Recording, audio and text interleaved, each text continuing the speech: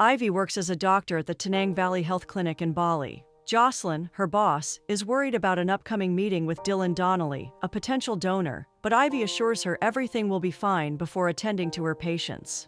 Meanwhile, Dylan already feels restless about the trip, wishing he had just sent his uncle Blake instead. However, Blake insists that people want to meet Dylan and that it would be good PR. Dylan eventually agrees, hoping it distracts people from the rumors tanking his stock. Upon arrival, he isn't impressed with the small clinic. Jocelyn introduces herself and begins sharing information about the clinic's needs. Dylan barely listens, distracted as he looks around and avoids the local patients. Blake snaps a photo of him with Ivy attending to a patient, but the meeting goes south when Dylan gets irritated by a patient's incessant cough. Fed up, Ivy calls him out, unconcerned about the donation. Offended, Dylan tells Blake they're leaving immediately. That didn't go well.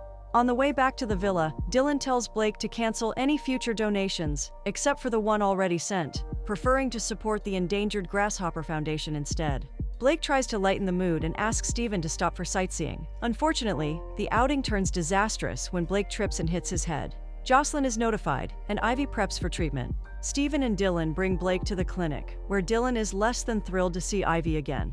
She examines Blake and finds a laceration needing staples, along with a sprained, swollen wrist. But the real concern is his concussion. Without proper equipment, they can't scan for swelling, and that could be dangerous. Dylan asks about the money he already sent, but Ivy snaps, saying that it's not an instant fix, and isn't even enough to cover the equipment. She suggests taking Blake to the hospital, and Jocelyn offers to go with Dylan to brief the doctors. Later, Jocelyn calls Ivy, confirming the scan went well, and sends the images to her email. However, Dylan has insisted on having a doctor by Blake's side and demands Ivy stay at the villa, threatening to cancel the remaining donations. Ivy isn't happy, but Jocelyn reminds her Dylan wants the best, and that's her. Besides, it's only until they leave the country. After some hesitation, Ivy agrees. At the villa, Steven leads her inside, and Dylan takes her to Blake. She tries to assure him Blake doesn't need constant care, but Dylan refuses to take chances. Blake, still disoriented, keeps repeating himself. Annoyed, Dylan asks when it will stop, but Ivy explains concussions can take days to subside. Dylan leaves Ivy to it, pointing to the chair she'll be staying on. Frustrated, she can't believe he didn't even offer a bed. The next morning, Dylan is annoyed to find Ivy asleep, insisting he's not paying her to rest, and wakes her for breakfast. While preparing food for Blake, Ivy asks if the hospital mentioned any side effects. Dylan is distracted by his phone, admits that he wasn't listening, and tells her Jocelyn would know. When she tries to explain Blake's condition, a business call interrupts, and Dylan takes it without a proper excuse. At least after breakfast, Ivy finally gets a room. Later, Dylan checks on Blake just in time to stop him from falling. Ivy rushes in, only for Dylan to scold her for not being there. Well, she was just taking a shower. Blake groggily asks about their business meeting, insisting the files are on his laptop. Dylan is ready to get to work, but Ivy stops him, warning it's too soon for Blake. Dylan argues there's work to do, but Ivy retorts that he's interfering with her job. Two can play that game. While playing pool and taking a business call, Dylan spots Ivy and mentions he'll be taking a quick trip to Jakarta the next day. He orders her to grab a cue and play, but she refuses, focused on giving Blake his medication. Besides, she's not there to play.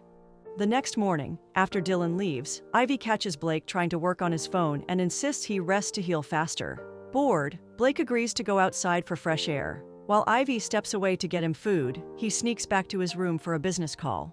Reynolds, a co-worker, reports that he's diverted the internal auditors, though everything still goes to Dylan. Blake assures him he'll handle it and urges him to stay alert. Looks like dear uncle has his own plans. Afterward, Ivy mildly scolds him for taking the call and insists he follow her instructions. Later, Dylan returns, excited about his successful trip and eager to celebrate over the pool. When Ivy interrupts to remind Blake to rest, Dylan, left without a partner, insists she play since she ruined his celebration. Reluctantly, she agrees. Their pool game quickly turns into a heated argument when Ivy accidentally hits Dylan's finger with a ball. She apologizes and tries to check it, but he is too pissed and orders her to leave.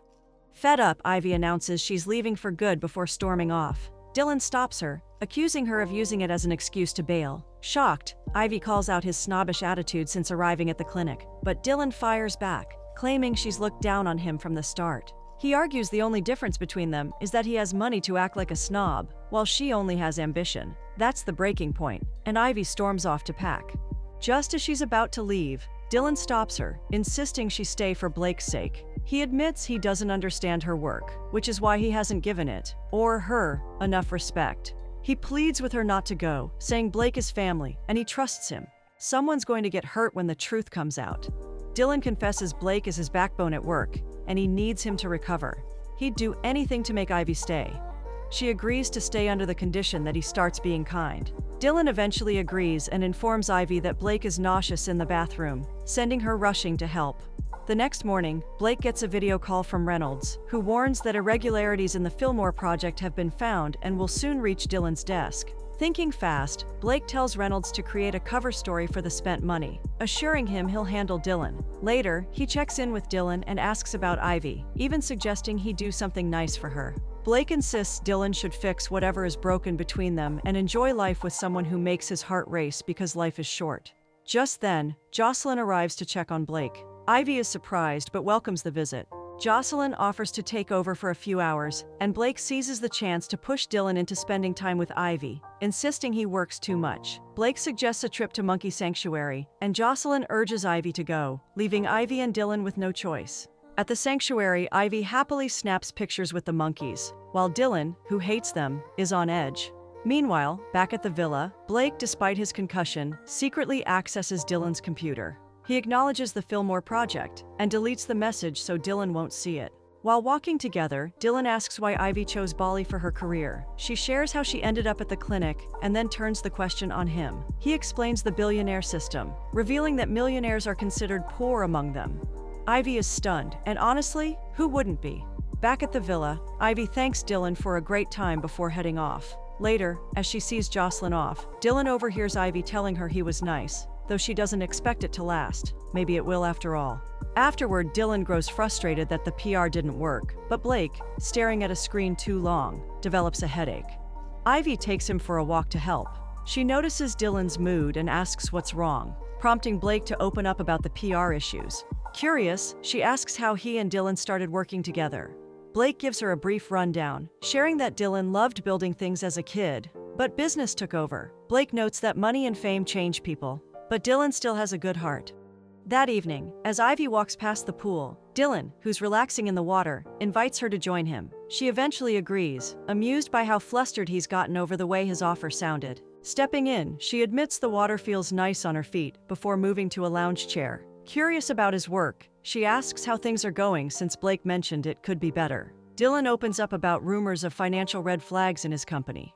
He needs to get to the bottom of it to restore confidence. Ivy offers comforting words, hoping it's nothing serious, and Dylan appreciates it.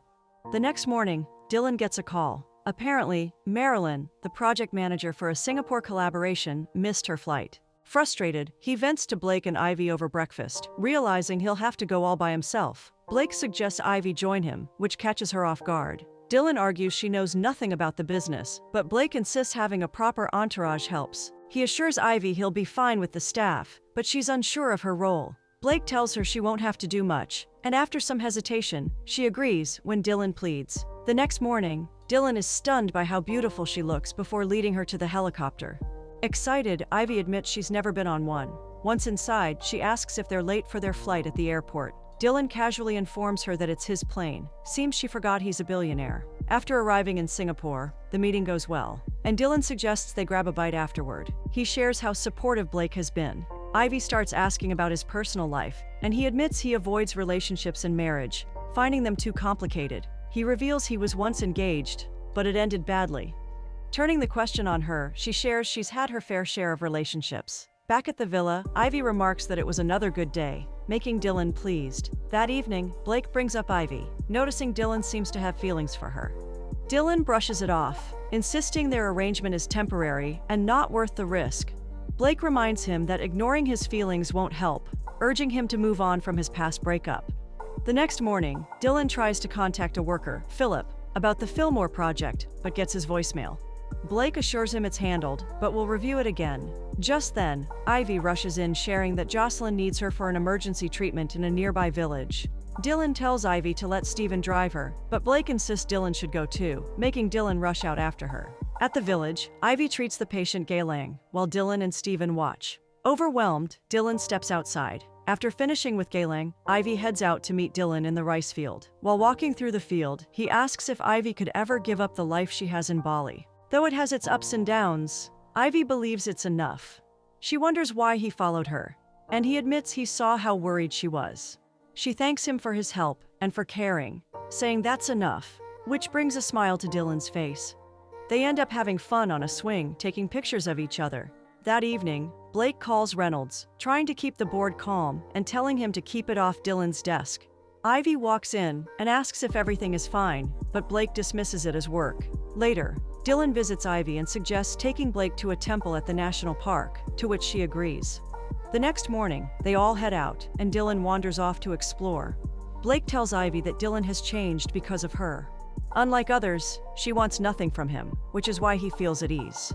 He then reveals that Dylan's ex-fiancée was only after his money. Dylan changed after his breakup, pushing people away to avoid getting hurt. Blake warns Ivy to be careful with his trust. Dylan returns and takes Ivy on a boat ride. When she asks if it's a date, he agrees, and she admits she likes it. They've really come a long way since they first met. After a fun time, Dylan goes to return the boat while Ivy heads to meet Blake. However, she overhears him on the phone, saying Dylan is distracted by her. Meanwhile, Dylan considers reviewing the raw data himself, sensing something off about the rumors, but Blake insists on handling it and urges him to focus on Ivy instead. Back at the villa, Dylan invites Ivy to dinner, and she agrees. But when she mentions overhearing Blake's shady calls, Dylan takes it the wrong way. He immediately defends Blake, insisting he's family. He accuses Ivy of meddling and cancels their dinner before storming off, leaving her devastated since she was only trying to help. Meanwhile, Blake tells Reynolds to discredit Dylan in order to fix their situation. If only Dylan knew who he was defending. Later, Blake finds Ivy upset and asks what's wrong. She admits she argued with Dylan about him and overheard him calling her a distraction. Blake apologizes but insists Dylan has been too focused on her. He claims they're from different worlds and wouldn't work out. Before he leaves, Ivy warns him to never make Dylan regret trusting him. That night, Ivy decides to leave. She confides in Jocelyn back home, admitting she only wanted to protect Dylan, but now feels foolish for falling for him.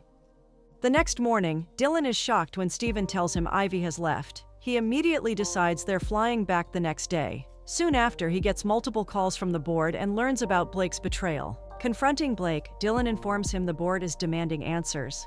Blake admits he never meant for things to go this far and planned to replace the money. Dylan is disappointed, but Blake grows defensive, claiming he just wanted success since Dylan already had everything. He even brings up Ivy, pushing Dylan to order him out, devastated by the betrayal. The next morning, Blake takes it further, telling Ivy that Dylan canceled the remaining donation funds. As the days pass by, Ivy continues her routine, focusing on her patients and moving forward. Some days later, Steven surprises Ivy with a visit and insists on taking her somewhere. Arriving at the rice field, she's relieved to see Dylan again. She admits Blake tried to turn her against him, but it didn't work, even when Dylan didn't believe her. Dylan confesses she was right all along. Blake was behind everything and is now facing the consequences. He had to leave to fix things, but he couldn't stop thinking about her. He starts to apologize, but she stops him, admitting she's just glad he's there. She assures him she's not going anywhere without him, leading to a passionate kiss.